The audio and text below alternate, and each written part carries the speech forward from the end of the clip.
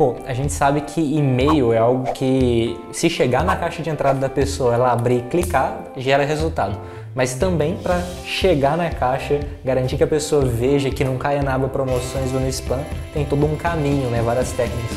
O que uma pessoa pode fazer para ela ter uma qualidade maior na hora de entregar esses e-mails?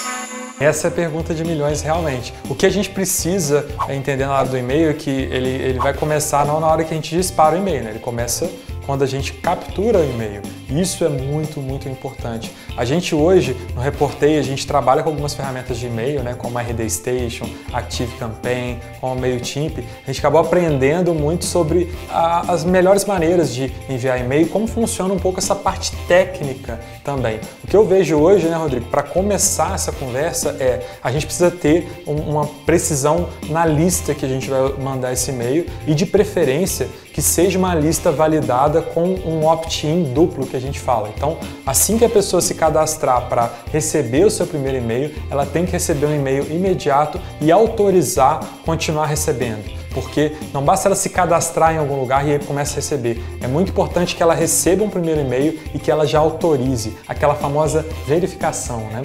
É isso que dá início a uma boa estratégia de e-mail. Porque a partir daí, a gente não é importante necessariamente ter milhares de e-mail. É importante que as pessoas realmente abram. E às vezes você tem uma lista com 500 pessoas que abrem o seu e-mail, dá muito mais resultado do que uma lista, sei lá, com 10 mil, que 100, 200 vão abrir, né? Esse é o grande objetivo do e-mail, as pessoas receberem. E se a gente for olhar tecnicamente o que é um e-mail, né? De uma forma extremamente resumida, tem um emissor que está disparando esse e-mail para algum lugar e esse emissor ele tem algum IP associado, são vários servidores, esses servidores são computadores mesmo, né? Toda vez que você entra num site, você está acessando um arquivo que está num servidor, que é um computador. Da mesma forma, quando esse computador quer disparar um e-mail, ele está disparando e existe um registro, como se fosse um remetente dos Correios, que está falando, olha, eu estou mandando esse e-mail para aquele IP ali, para aquela caixa de entrada e meu remetente é o IP. Né? E o que acontece? Né? Como que o Gmail, o Outlook, o Hotmail e todas essas caixas de e-mail conseguem identificar o que vai para o spam e o que não vai? Cada IP desses, né, eles têm ali vamos dizer, uma reputação. Né? Esses computadores eles têm uma reputação. E aí o Gmail, por exemplo, quando ele recebe um e-mail de um IP específico, ou seja, de um remetente específico, ele está analisando, eu confio nesse IP? Já recebi e-mails que vieram de lá e fizeram sentido? Ou tem muita gente que marca como spam e-mails que vêm desse IP? Né? Esse IP está com blacklist em alguma organização que controla spam na internet? Ou seja, ele é um e-mail que é conhecido por ser um problema, né? Esse remetente? Qual que é a relação do usuário, do destinatário com esse e-mail, com esse IP? Esse usuário ele já interagiu com esse IP anteriormente? Ele marcou algum e-mail que veio desse IP como favorito, arrastou para a caixa de entrada? Então, todo cliente de e-mail ele está avaliando a qualidade do IP, a qualidade da relação que você tem com aquele IP e com aquele remetente. Ele está avaliando a qualidade do domínio que foi marcado ali, então não basta só o IP, mas o domínio que aquele IP representa, se é confiável ou não. E ele também está avaliando o conteúdo daquele e-mail. Então percebe que para você ter uma estratégia de e-mail com uma entrega alta, você precisa escolher uma ferramenta que você confia, que ela vai ter IPs decentes, que não estão com blacklist, que não tem usuários de spam, usuários que fazem spam utilizando. Você precisa garantir que a relação com o seu cliente faz sentido. Sim. Então o Double Opt-in ele é interessante porque quando você recebe pela primeira vez, a ação do usuário é falar que quer de novo, isso é, abrir o e-mail e clicar. Quando você abre e clica, você avisa, né, você informa para o Gmail, por exemplo, para aquele cliente que, olha, eu conheço e eu confio, porque eu abri e eu cliquei. Então você já cria uma primeira relação e quando vier novos e-mails, tem menos chances do Gmail, por exemplo, falar, não, isso aqui é um spam, né? Porque você já abriu, já clicou, então você marcou que confiou naquilo. Perfeito, perfeito. Assim, essa parte técnica é importante a gente entender, porque aí a gente começa a ver, beleza, se eles estão olhando para todos esses indicadores, eu tenho que estar me certificando como que eu estou em cada cenário desse. Uma coisa importante, tá?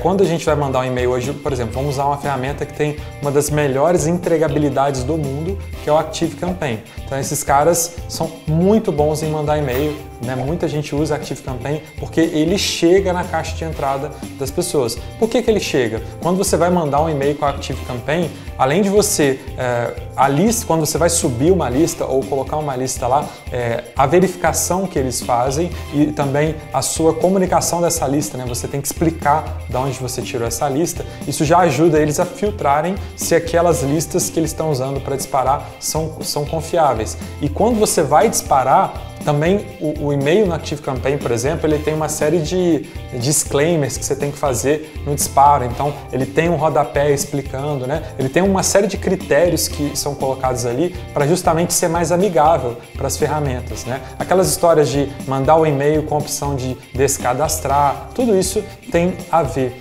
Mas a ferramenta, ela faz uma parte desse trabalho muito interessante. E as ferramentas, por exemplo, como o RD Station, elas já chegam num nível de falar assim, olha, você tem 100 mil e-mails aqui, tá? Eles são validados, estão legais, mas você, quando for disparar a sua newsletter, eu quero mandar só para 40 mil.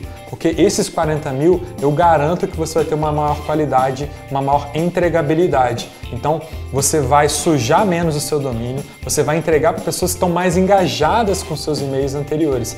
É um algoritmo de medir até esse engajamento. Se alguém já abriu uma automação, se alguém já abriu um e-mail. Então, tem que tomar muito cuidado com isso. Uma dica que eu dou bem simples é, os primeiros e-mails que você vai mandar para uma pessoa, seja uma automação ou seja um e-mail que você vai dar umas boas-vindas, procura ser um e-mail que não é tão super trabalhado, que não tem um monte de imagem, que não tem às vezes nem link. Eu gosto, por exemplo, quando eu faço uma automação, o meu primeiro e-mail de boas-vindas, ele não tem link, ele é só um texto limpo, onde eu falo com a pessoa lá, tudo bem, o que você precisar, estou aqui. O que eu quero que aconteça? Que a pessoa abra. Porque se eu mando um primeiro e-mail, a primeira vez que eu mando para aquela pessoa, tem link, tem vídeo, tem foto, não sei o que lá, eu tenho uma probabilidade maior daquilo ser rejeitado, seja às vezes até no Outlook da vida. Então, a gente precisa ter esse primeiro contato. Entrar, Double Opt-in funciona, um e-mail inicial mais simples funciona também e a partir daí você já tem uma maior visibilidade naquela caixa de entrada. Né? Não, total. E eu acho que incrementando um pouco nessa ideia de por que algumas ferramentas têm entregabilidade maior que outras, o quanto elas se preocupam com garantir que aquele conjunto de usuários que ela tem estão de alta qualidade. Né? Então, se você entra no ActiveCampaign e faz alguma coisa errada do ponto de vista de mandar e-mail para quem não gostaria e tal, você provavelmente vai ser bloqueado dentro da ferramenta ou excluído, né, da ferramenta, suspendido mais rápido do que uma ferramenta que não tem uma qualidade tão boa, não tem um controle de qualidade tão bom. Né? Então, outro ponto interessante também é que algumas dessas ferramentas elas usam disparadores de e-mail, empresas que são responsáveis por disparar e-mail, e essas empresas responsáveis por disparar e-mail, elas também têm níveis de qualidade diferente. Então, recomendo a você que pegue a ferramenta de e-mail que você usa e pergunta no suporte: vocês disparam e-mail com tecnologia própria ou terceirizada? Como é que é a gestão desses IPs? Exatamente. Vale a pena, por exemplo, você ter um IP dedicado? E aí, o que é um IP dedicado? Você, como empresa que dispara com altos níveis de e-mail e quer garantir a qualidade disso, você pode ter um servidor próprio que você mesmo gerencia, né, a qualidade, a reputação desse IP, e aquilo ali vai ser da onde vai sair o remetente do seu e-mail. Isso dá um puto de um trabalho, é muito difícil de fazer. Geralmente a maior parte das empresas não vale a pena. No caso do Reporter, a gente usa uma dessas ferramentas. A gente usa uma dessas ferramentas e a gente não tem o nosso próprio servidor configurado com IP dedicado. Mas o que eu ia falar justamente é que essas ferramentas que são disparadoras de e-mail, eles muitas vezes têm o serviço de IP dedicado. Então você está ali num pool de IPs, né? Ou seja, num conjunto de remetentes que vai variando a qualidade deles ao longo do tempo. E você pode falar, olha, eu tenho vontade, eu tenho desejo de ir para um IP próprio. E aí aquela própria empresa disparadora de e-mail pode fornecer esse serviço para você e ela vai gerir aquilo ali, só que só você dispara daquele remetente. E isso aumenta a entregabilidade. Né? Então isso é um ponto interessante para você perguntar para sua empresa de e-mails para garantir que você está com uma entregabilidade legal, se você já está jogando esse jogo numa escala maior. melhor, né? Exatamente. Então, assim, vou dar um exemplo, né? Acho que o MailChimp e o ActiveCampaign, eles são o próprio disparador ali.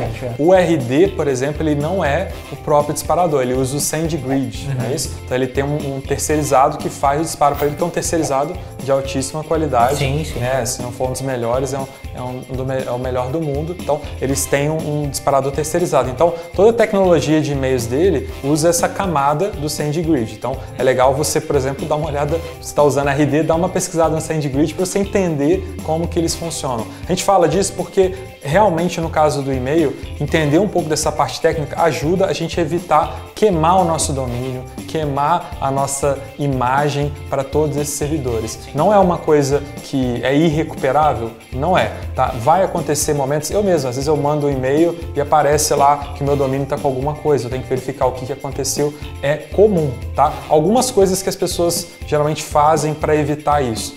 Hoje já tem sido cada vez mais comum, eu confesso que eu não testei tanto essa estratégia, que é você usar um domínio só para disparar os e-mails. Então, isso já é utilizado por algumas empresas. Eu não sei como é visto essa questão de qualidade do domínio. Eu, sendo bem sincero, não tenho esse conhecimento, mas é uma coisa que eu estou testando para ver se eu consigo melhorar a entregabilidade. Porque, por exemplo, quando eu mando um e-mail @reportei.com, eu estou mandando esse e-mail, mas ao mesmo tempo toda a minha equipe usa esse domínio.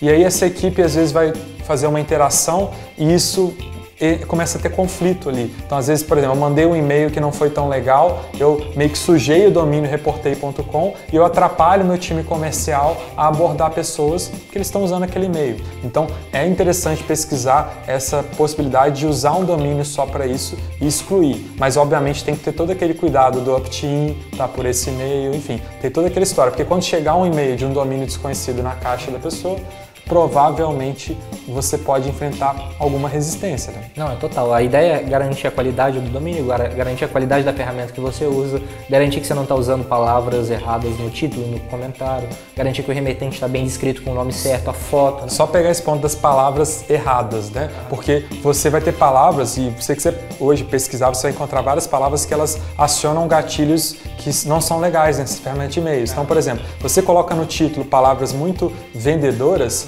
desconto, oferta, promoção.